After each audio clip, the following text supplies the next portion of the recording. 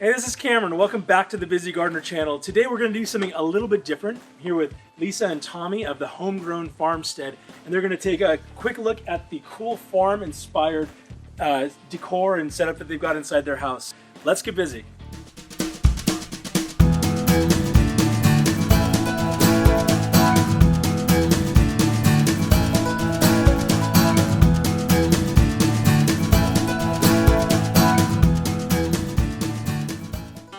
Okay, so Tommy and Lisa, we just spent some time looking at the raised bed garden that you have and the ton of fruit trees, 38 fruit trees that you have on this home. And you guys have a really neat home, not only because of the way that you styled it, but also some of the history here. I guess your home was built in 1955. Harkens back to the day, like a ranch home. Yeah, tiny little 50s home, small. Right. Rooms are small. Yeah, I think our biggest room is 10 by 12. Wow. Yeah. So, you know. Because all the time was supposed to be spent outside at those times, right, when this was built. Yeah, absolutely. But you guys did a gorgeous addition here a few years ago, and that's really where you've done a lot of the interior decorating, kind of some of the style.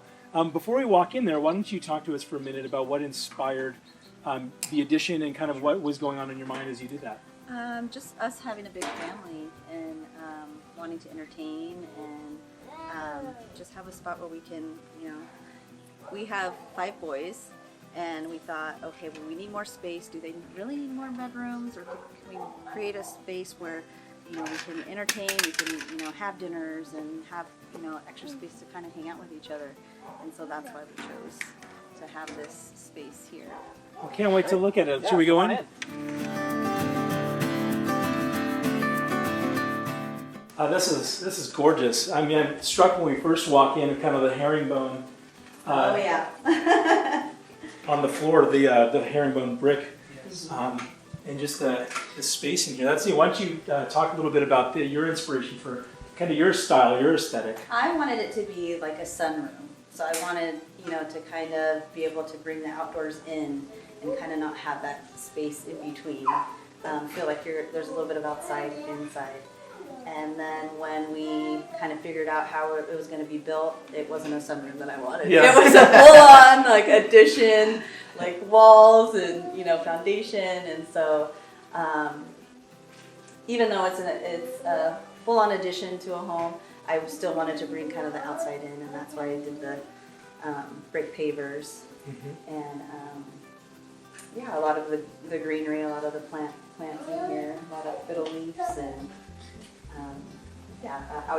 Indoor lanterns, kind of bring the outdoors in. Yeah, this is almost like feels like a transitional space a little bit, where you have some of the. Exactly. If you were just to look at this, you'd almost think you're looking into a house. Exactly. Right? That's really neat.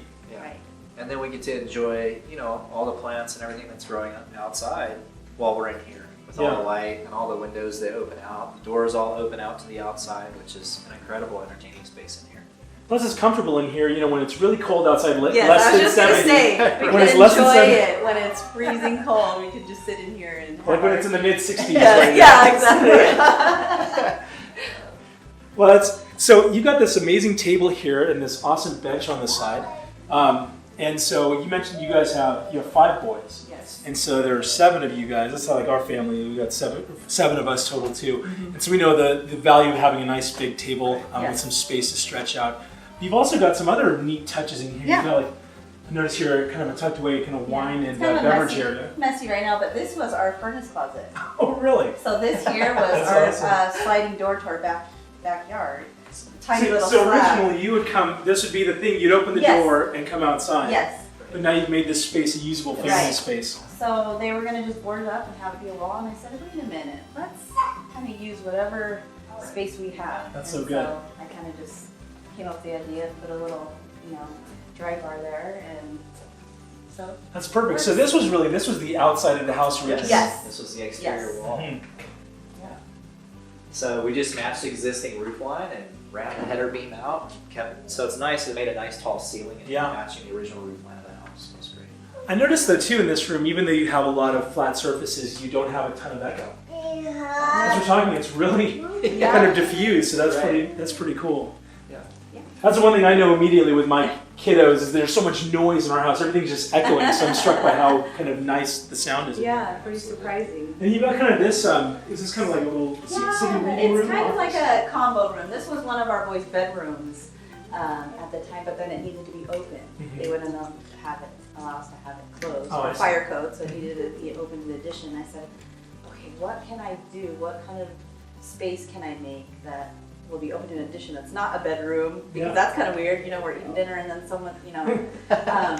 So I came up with kind of a guest playroom, office-y area, and our college-age son, you know, when he comes home on the weekends, if he comes home on the weekend, Right.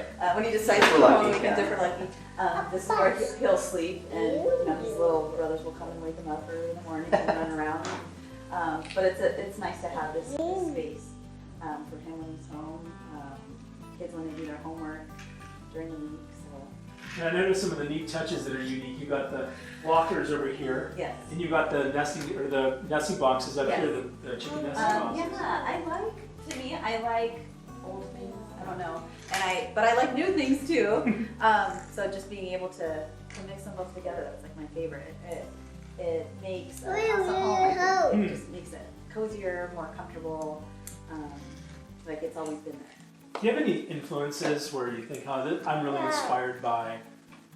in terms of your decorating style? I mean, there's so many. I mean, with social media and, you know, Instagram and there's so many. I mean, of course, you know, everything started with, you know, the fixer-upper and the, you know, I think that was maybe just like the tiptoe in.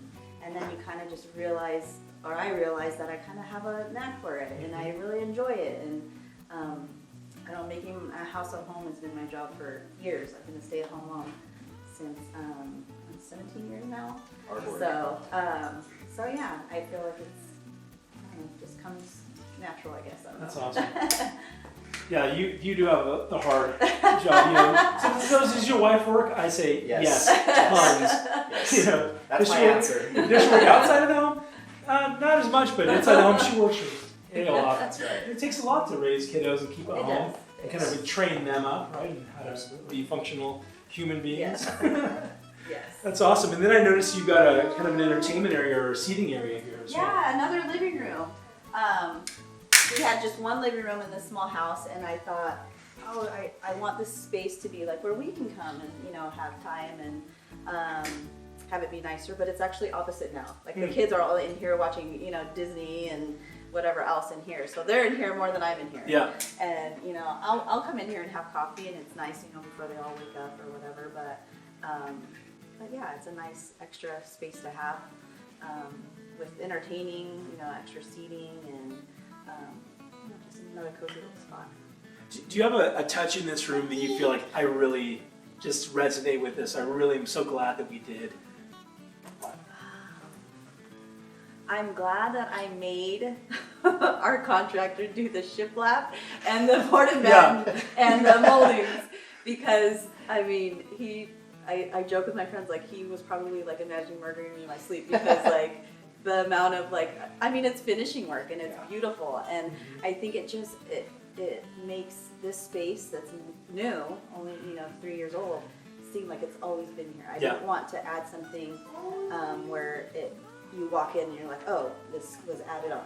Yes. I wanted it to kind of mesh well, and you know, in our kitchen we have the shiplap, so it just kind of, and then on our other fireplace are the shiplap, so kind of just as you walk in the home, it's there.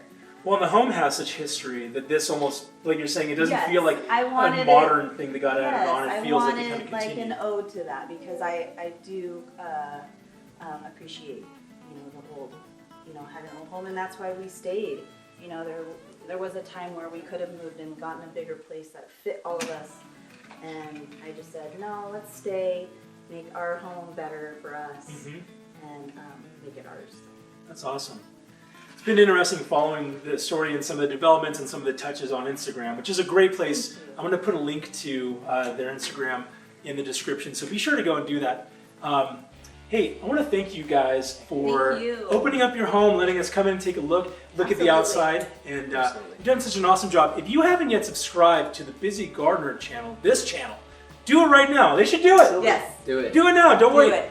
Hit the notification bell. That'll be good too. You'll get to see updates as they come up. And hey, I don't even know whether you got one tree. This isn't really an outside thing. Whether you got one house plant in your room or 500. You know, 5 million things. I don't know. Until next time, stay busy.